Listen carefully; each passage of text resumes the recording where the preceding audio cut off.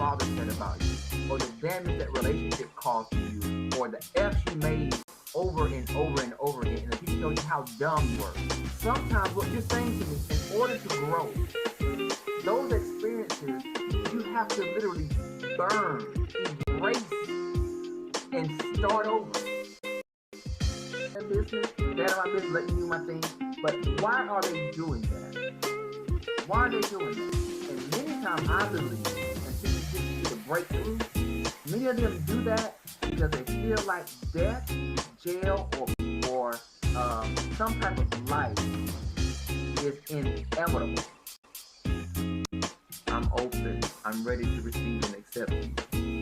But how open are you really? And how much truth is acceptable? Or how much can you actually take? So I want you to talk to the parents or talk to the mentors who are from a different cultural generational time, right?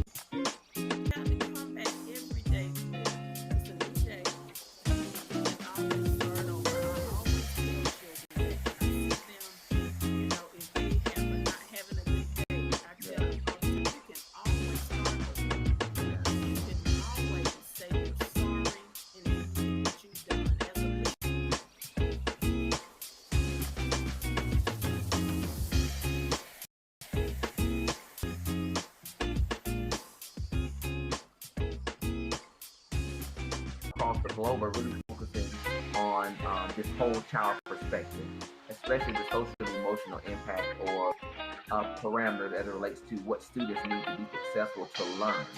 I know here in the state of Georgia in the U.S., it is a new initiative here for us, but we're still trying to wrap our young, single, and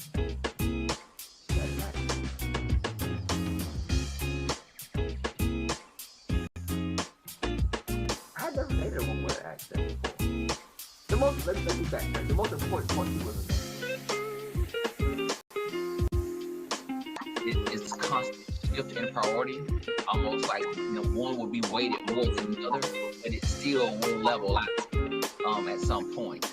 But being a parent, being a teacher, or being a leader, being a student, also being a son, being a friend, being loving yourself and giving yourself.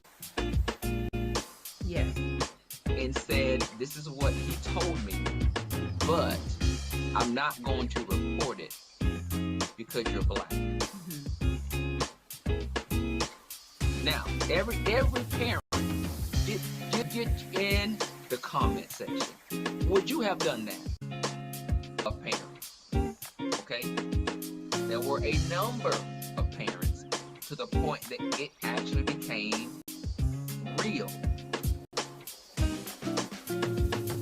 Now, in the future, the principal or the director of the school said that parental concerns will be handled on an individual basis. So basically, it was Mr. Reynolds. She laughed. She thought it was funny. She said, "Oh, Mr. Holmes, you have a crush." Isn't that cute?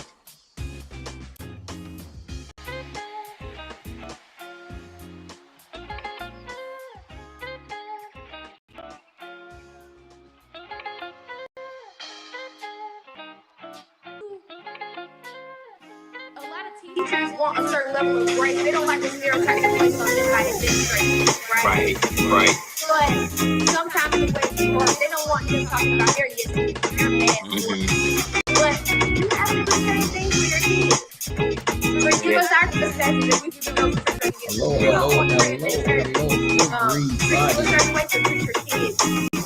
Welcome to Teacher Talks. I am your host, Dr. Christopher Holmes. Oh, I see we've got some people here. The chat is open. As always, what do I like for you to do? First, welcome, and then tell me who you are, where you're watching from. I appreciate you taking time out to join me.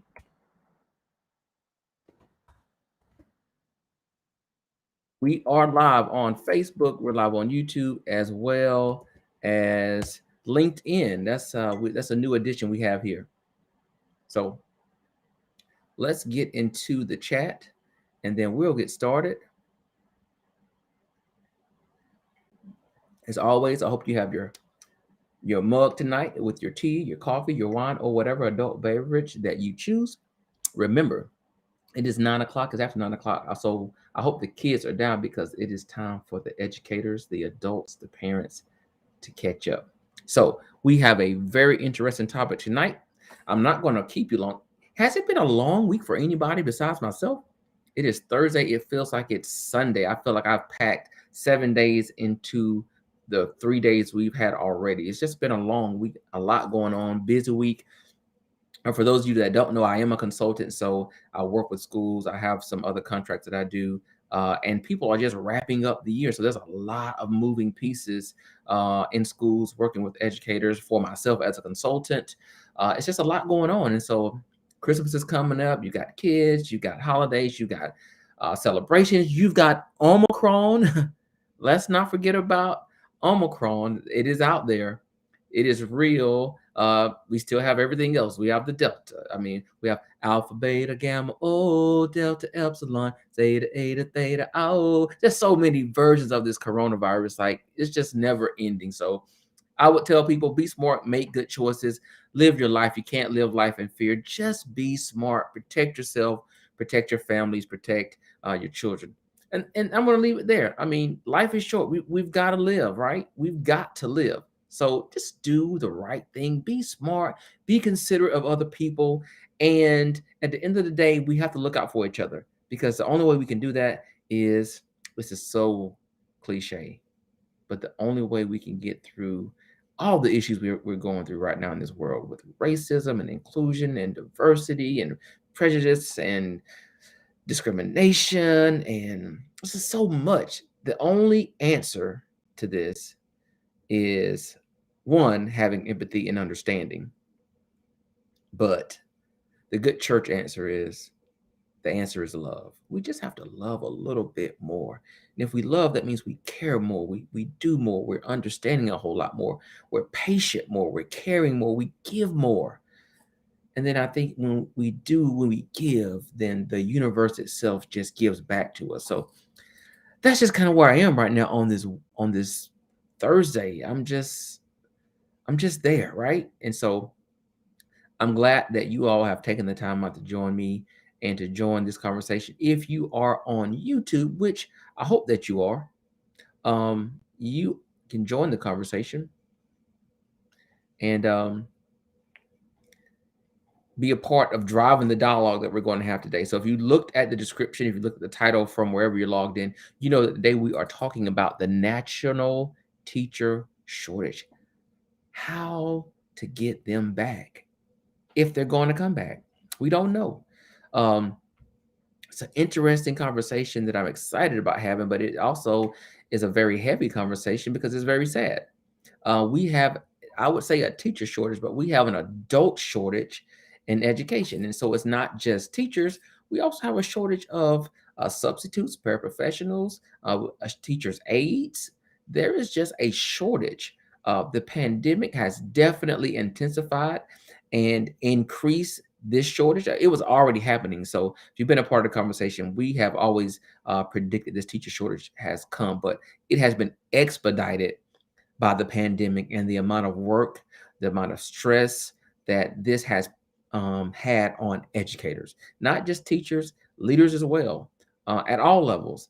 This has been some very challenging work to focus on the work of education and teaching students in the midst of a pandemic, when you may not see your students every day. You may not see your students at all, maybe only through a video camera. And I think we are not aware of the fact that there are several places that still are not in school face-to-face every day. They are still on a hybrid schedule.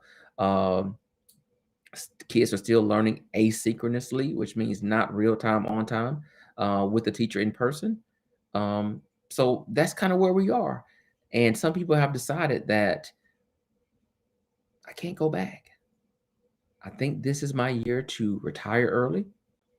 I think this is my year where I'll actually just leave the field altogether. We have people who have been in education just a few years, 3 to 5 years, and have decided this is not what they want to do. Now, does this follow a national trend across this nation? Yeah, people are quitting their jobs Like they don't have a bill to pay. Like there's just not lights and water and internet and cell phones and car payments and mortgages. Like those things don't exist, and they do. And so I'm not quite sure how these people are paying their bills or paying their bills, but they have decided they don't want to work. And they're not working. They're doing something. I don't know what that something is, but it is not going to a place of employment and pulling a check from somebody who is a supervisor, a boss, a manager, whatever the case may be. It's just not happening. So education is also part of that issue. We are seeing teachers leaving the field in record numbers. We have classrooms right now that are empty. We have classrooms that are filled with substitutes. We have classrooms that are filled with virtual teachers because they can't find a teacher anywhere in the vicinity to come in and be face to face. So they're having to pull people in. Students are sitting in classes watching a teacher on a video. And there are companies that are doing this now because they understand there's a shortage. So if you want a teacher, your best option may be getting a video teacher. And this teacher's sitting at home and she's teaching from her house to a bunch of students inside of a classroom. Interesting. Education has definitely changed. Now, the issue of the teacher shortage and also the substitute shortage. Do you understand that there are so many places that cannot find substitutes to come and fill in these empty classrooms? They don't exist. They're not there. Even they don't want to work. Now, there are several issues that have produced this outcome of where we are right now in education: the workload, the stress, the expectations, the accountability, students themselves. Students are not coming prepared. Students are not coming focused on learning. Students are not motivated to learn. They are not invested in education. And so all of those things bring in different dynamics in the classroom settings that don't always make the environment conducive for learning. Doesn't even make it conducive for teaching, right? So this whole teaching and learning component, neither component is in existence because of so many challenges. We can talk about the whole conversation about instructional leadership, and we have many leaders that are really operating out of old management styles, and they're producing or exhibiting and exerting power on teachers to just do more work. But where are the relationships? Where is this level of understanding? Where is this empathy for what they're doing? Where is this support to manage or support the expectations that you have in place for teachers? You can't even model some of these things, but you expect it. And then you're evaluating them on things that you have no clue on what you're doing, or things that you can't even actively support. But you say that their work is ineffective, or that it's not proficient, or it doesn't demonstrate mastery. Your work doesn't demonstrate mastery, ma'am. Your work doesn't demonstrate mastery, sir. And then let's not talk about the disconnect between central office and states and actual schools. They don't understand what the work is that needs to really be happening with these schools and these teachers and students. They're pushing policy, they're pushing laws, they're pushing agendas, they're pushing relationships. And some of these things have nothing to do with students learning and becoming successful in this K-20 pipeline. None whatsoever. We've also got federal expectations. We've got federal policy. We've got Title I. We've got ESSA. We've got IDEA. We've got all these things. It's so much, right? There's so much. And who does this work ultimately fall back on? It falls back into the laps of teachers. And that's why I say many of these things I just have discussed have contributed to the fact of teachers leaving the field, and the fact that teachers aren't even entering the field. We can't even get kids out of college to become teachers. They're not even majoring in education.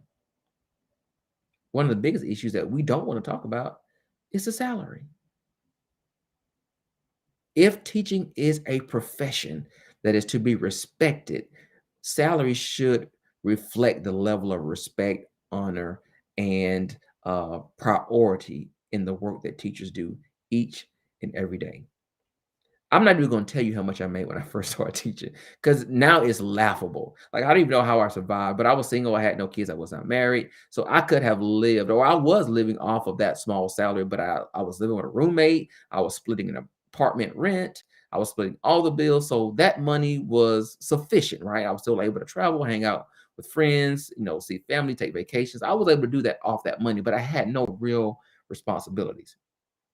If I make that money now, I would probably be leaving the field as well, or trying to find my way up the ladder, correct? To make more money. Likely, hopefully, being as effective as I was in the classroom, but you have a decision to make. And ultimately, being in the classroom doesn't make as much money as leaving the classroom, going into administration, or doing some other types of work in education. And so, how are we leveraging our priorities in terms of teachers? If we value teachers, we know their importance, that should be reflected in their salary. And let me say this, teachers don't need bonuses, they need respectable salaries. Okay, let me say that again. We can lure them in with these bonuses, but it's not going to keep them. Teachers don't need bonuses, they need respectable salaries so they can manage their lives outside of work and not to have to take part-time jobs, at department stores and other places to manage their lifestyle and their families. So unfair. We don't see doctors doing that. They're not working part-time gigs. They're not working night shifts somewhere. Their jobs are valuable, as well as a job as an educator. It is valuable. The amount of time that it takes to really support individual student needs happens outside of the classroom, after the school day, when they're not getting paid. And they're working other jobs and other shifts or have families to take care of. Trying to do that off of a minimal salary. And this is an educated, degreed person. Degreed, multiple degrees sometimes. And their salaries are drops, pennies in a bucket. All right, come on, we can do better. So I want to show this quick video that really sparked this conversation, which was a quick story I saw on CBS this morning. And it was very interesting to me. And I felt like this would be a great topic to drive our conversation today. So I want you to take a quick look at this. It's roughly 2 or 3 minutes, and then we will come back and we will talk. America's schools are in the final weeks before winter vacation, and they will tell you they need a break. Many of them still face unprecedented shortage of teachers and staff. Denver School District, with more than 90,000 students and not enough teachers, recently shut down for a day just to let everybody catch their breath. Janet Shamlian shows us how educators across the country are taking on multiple roles, and they are feeling overwhelmed. You do have some stuff on your desk. Go ahead and finish up. You might find Gail Ortiz in the classroom, teaching 3rd grade. Awesome. You guys, great job. Or on the playground supervising recess. Let's line up, guys. So glad you're here. But neither is her primary job at Barnum Elementary in Denver, where officially she heads the school. Your title is principal, but what are you doing right now? I am principal, assistant principal, teacher, paraprofessional. I cover classes, lunch recess duty. I do everything that needs to be done. Denver is facing a critical shortage of teachers due to illness, anxiety over COVID, and those leaving the profession altogether. What's the stress level like? It's pretty high, even though our staff comes in with a smile, even though they do what they need to do, they're feeling it. That's why the hallways went dark recently. Superintendent Alex Marrero closing the district's more than 200 campuses for an unprecedented mental health day. Every teacher has become a social worker and guidance counselor. They weren't trained to do so, right? So everybody is now going well beyond the scope of mathematics or literacy, and they're asked to do a little bit more that they haven't received the training for. Marrero says they used to have 1,200 substitutes to help. More than 800 quit during the pandemic. It's not just here in Denver. Burnout is fueling shortages of teachers and staff, like bus drivers and cafeteria workers in schools all across the country. A principal in Newark, New Jersey, is also the morning crossing guard. Come on, guys. And in Las Vegas, Principal Joseph Uwe, without janitors, vacuums classrooms and scrubs floors. Last month, there hasn't been one day that I haven't had to ask my staff to fill in the gaps. Some schools have gone back to remote learning or extended holiday vacations to manage. You have a long way to go until May or whenever school is out. And you know what's the scariest part? When you hear a teacher saying it feels like March, to have that type of fatigue early on in the fall, it's scary. You guys did great. Did you mark with your red markers? At Barnum Elementary, volunteers like Grace Signs keep the doors open. I try to do once a week. A helpful but temporary Band-Aid for a profession with much deeper wounds.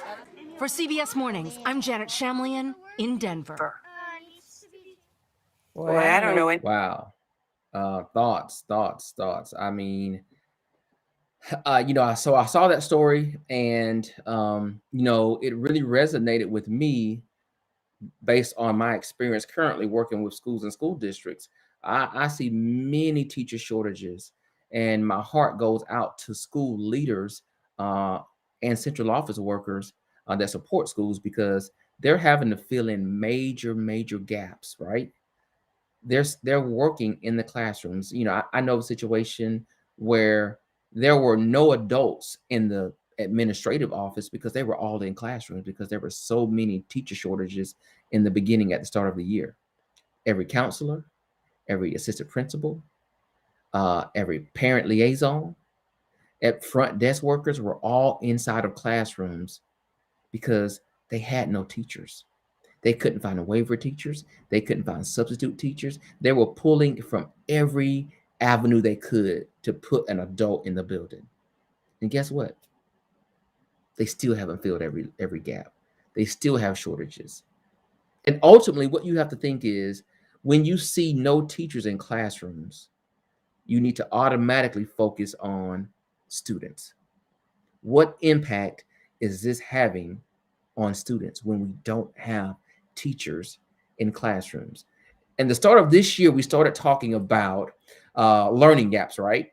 Students have been home due to the pandemic. They're not in classrooms. They're at home working virtually, or they may be doing a hybrid model, but they're not getting your standard, typical, normative type of education.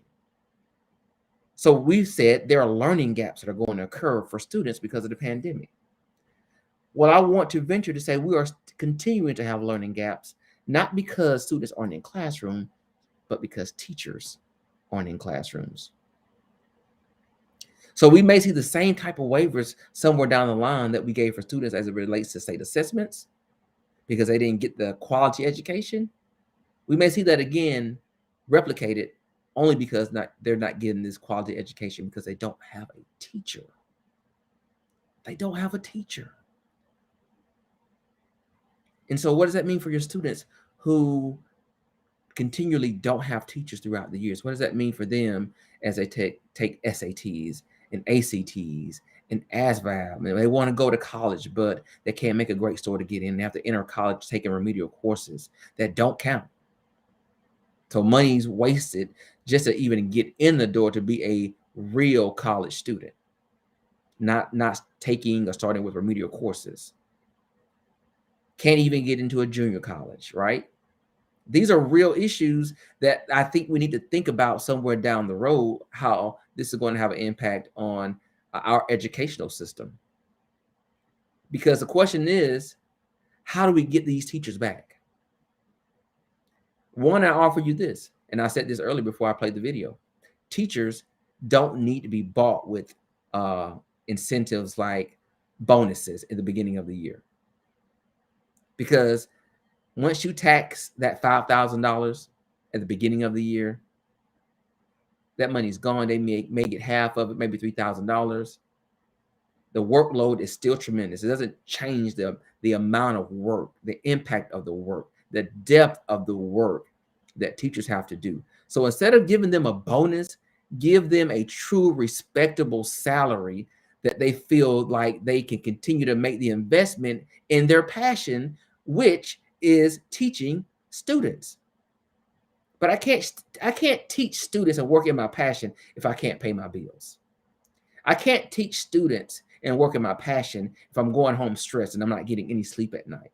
I can't work in my passion and teach students if I'm having to work a second job to make up for the money I'm not getting as a teacher to pay the additional income or pay the additional expenses to put my child in ballet, to put my child in soccer, to put my child in extra tutorial services, to take my child to the beach, to take vacations with my family, to enjoy my time off instead of working during the holidays, working during Thanksgiving and working during Christmas and working over the summer break because I just need more money.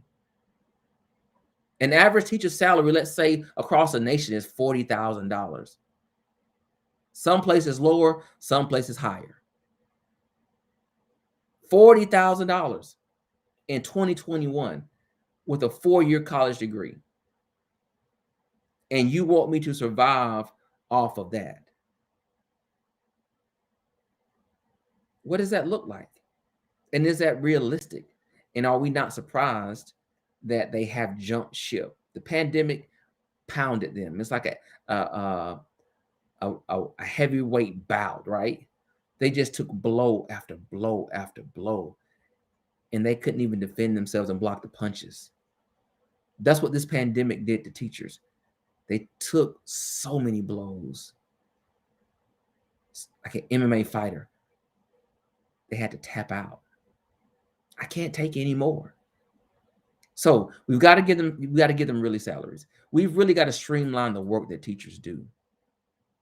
We've got to focus on prioritizing what they do to make sure we're having the biggest impact on teachers and impact on students, most importantly. So in order to prioritize, we've got to stop being petty and we've got to stop taking everything so personally. Education, where we're focused on students and kids, is not a place for these personal beefs, these personal vendettas. Everything is about the adults and getting back and not liking and not respecting. We are educated professionals. We need to behave in such a manner. Behave professionally. Stop playing get back. If it's not about students, then really what's driving our conversation? I don't want to sit around in meetings talking about, well, I felt disrespected by this person, or I don't like the way this person talked to me, or, we can't even collaborate realistically. Like, we're sitting in rooms together, but we're not being true collaborators, focused on student data and focused on student achievement. And why? Because we're stressed. We can be a little petty because we're not making enough money. We are so stressed about so much. Our personal things dive into our professional life and they impact what we do as professionals. And we have to stop that. We have to stop it. So prioritize, stop being petty, stop taking things personal, really invest in your job. Know what your role is. If you have gaps and weaknesses, be honest about that and go and get the skills that you need to be successful. If we have teachers that are in the classroom and they don't have the skills to connect with certain students or deliver certain content, give them those tools, put them in trainings, offer PL in the building, job embedded, get real coaches in your building that know how to coach them and not try to make them so comfortable. In any job where you're going to grow, you're not going to always be comfortable. You're going to have to be in the rubber band effect. You're going to be stretched. You're going to have to be stretched. That's the only way you build your muscles, people. Districts, we got to get serious. We got to stop playing. We got to get back on the ground because we're flying 5,000 feet above classrooms and we have no clue what's really going on. It's more than just what's on paper. Students are more than numbers. They're not just data points. They're people. There are people. And at the end of the day, in the field of education, they're not people or not just people. They're our clients. It is our job as educational professionals to serve students and not just students. We also serve the parents and we serve the community. The last thing that has to happen when I speak of the word community, schools and local government, we've got to do a better job of partnering together because these kids belong to both of us. They're just not the school's responsibility during the day and they become the city government's responsibility or the city's responsibility when they get out of school, right? If you're watching the news, one bleeds into the other because what's happening outside of school is impacting how students learn and impacting the learning environment during the school day. And those things that are happening in school, they're being finished in the streets or they're being finished on social media. We've got to wake up. We've got to make some changes. We've got to make some real changes because we are in a crisis. We're not saying that word, but we are in an educational crisis. And we have seen this coming for a while. And now this shortage is being coupled with so many other issues that I talked about when we first started: diversity, inclusion, cultural sensitivity, differentiation, gender roles. I mean, so racism, bias, policy discrimination, inequities, inequalities. I mean, I could go on and on and on. There are so many things happening that we have to address. And so because of those things I just mentioned, you can say we are in an educational crisis in America. And we've got to get serious, and we've got to wake up and start being intentional about the things that we need to do to make this better. Because if we don't, this teacher shortage you're seeing up here, we're not going to get them back. And not only are we not going to get them back, we're not going to get any new ones either. Nobody new is going to come into the field. So then what happens? My fear is only those in comfortable environments, those in higher SES communities, those are going to be the places where teachers flock to, because the work may seem easier, the pay may be better, and they may feel more comfortable. Money in this situation grants privilege. Color sometimes grants privilege. So you have to think then, who suffers in this educational landscape in America if that's going to be the case? The poor, the Black, and the disenfranchised. Those that nobody care about. And not just Black minority in general. Black and brown communities are going to suffer. And those schools are going to be filled with no teachers. And what does that equal? Those that do come to become educators in those places will have cramped, overcrowded classrooms, or have a high number of uncertified professionals just acting as bodies, babysitting, trying to keep peace. We've got to get serious. And who pushes this new agenda? You. Educators, parents, community leaders, stakeholders. Put your ear and listen to what your politicians are saying. Listen to your school governing bodies. Listen to your superintendents. This is my platform where I share with you policies that are being discussed. Changes in standards, changing in zoning, changing in funding, changing in federal policies and how money is allocated.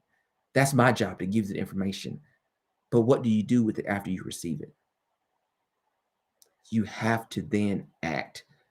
No action means no change. And change will happen, but it will sometimes happen for the worse and to the detriment of your child. And I don't want that to happen. I don't want it to happen, but it is a fear because it's also a reality. So I'm not going to hold you. I really want to have this conversation. Thank you for watching. Thank you for joining. Thank you for getting in the chat. For those of you who are going to watch this later, you still have opportunities to comment. If you're on YouTube, make sure you like. Make sure that you share. That's critically important. As an advocate, I'm here giving information. Granted, today was a little bit heavier, but it's lighthearted at times too. I make you laugh sometimes. I'm not always this serious, but it's a great opportunity to get information. And then when you get information, you share it. So share this video, share this page. Go back and watch some older videos. I am giving a lot of great nuggets and tidbits that I want people to be aware of. So teacher shortage is just one of them. There's a lot of things going on in education that you need to be aware of, especially since we've been engaged in a different type of education over the last 20 months, right? I will be on next week, but I won't be on the week after that. So if I don't see you next week, I'll see you after the Christmas break. Have a happy holidays, people. Relax, spend time with your family, enjoy yourselves, enjoy the Christmas holidays. Remember, this is not worthy of being stressed. This is a time to just kind of get away from it all. Get away from it, enjoy the holidays. Remember what Christmas is really all about. It's not about the gifts. Remember, It's about love and sharing and spending time with the ones that mean the most to you. If the last 20 months have meant nothing to you, it should have, because it should have told you, focus on the things that are important. Focus on your priorities and not on your pettiness, because it's pointless. Because all those things, they fade away. There are several things in this world that are permanent and that really matter. And that's where you want to put your focus. So no more heaviness. Teacher shortage is real, people. There are no teachers in classrooms, okay? So let's get it. We got to talk about this, but I'll be back next week. Thank you guys for joining. Remember, like, share the video, subscribe to the channel, and join me next week. And always remember, I love you, I care about you, and this platform is about you because you drive the conversation. See you next time. Until then, peace, peace. Be blessed.